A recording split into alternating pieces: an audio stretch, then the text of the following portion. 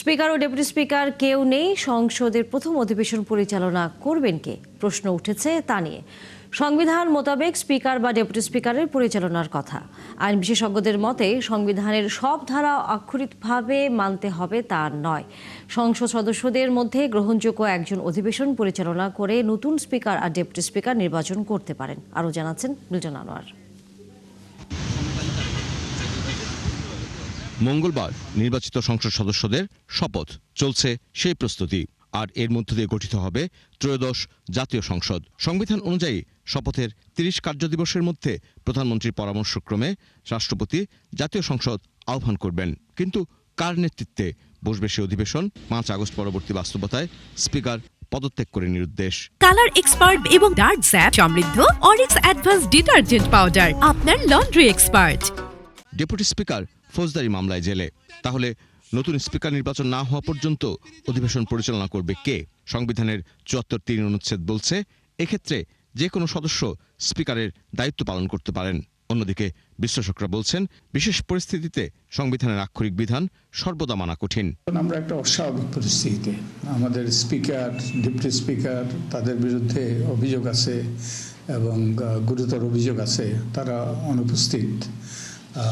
এখন এই অবস্থায় ক্রান্তিকালীন অবস্থা হিসাবে ব্যবস্থা নিতে পারে। আক্ষরিকভাবে এখন স্পিকার প্রথম সভা অধিবেশনে সভাপতিত্ব করতে পারছেন না বলে বিরাট সমস্যা তৈরি হবে, এটা আমি মনে করি না। আক্ষরিকভাবে তো আপনি এটা প্রতিপালন করতে পারছেন না। কাজেই এই অবস্থায় আপনি যে কোনো একজন জ্যেষ্ঠ, যাকে সবাই মনে করছেন যে একজন স্পিকার নির্বাচিত হওয়ার আগ পর্যন্ত উনি পরিচালনা করুন সংসদ। তারেক রহমানের সরকারের মন্ত্রিসভার শপথ রাষ্ট্রপতি মোহাম্মদ শাহাবুদ্দিনের অধীনে।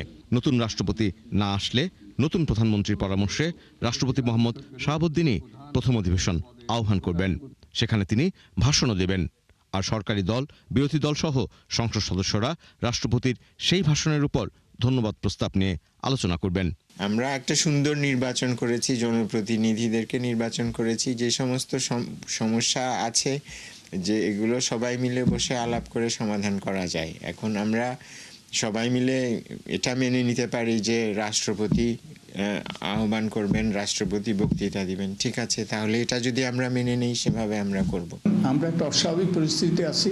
এই অস্বাভাবিক পরিস্থিতিতে অনেক কিছুই করা সম্ভব সবাই সম্মত হলে। তো আমি আশা করি সেরকম একটা ব্যবস্থা নেবে যেটা কোনো বিতর্ক সৃষ্টি না হয়, কোনো রকম বিভাজন সৃষ্টি না হয়। বিশ্লেষকরা বলছেন গণতন্ত্রের এই যাত্রাপথে সব পক্ষকেই অযথা আইনি বিতর্ক বন্ধ রেখে রাজনৈতিক ঐক্য ধরে রাখতে হবে। আমি আশা করি আলাপ আলোচনার মাধ্যমে সন্তোষজনক একটা সিদ্ধান্তের। মিল্টন আনোয়ার, ৭১, ঢাকা।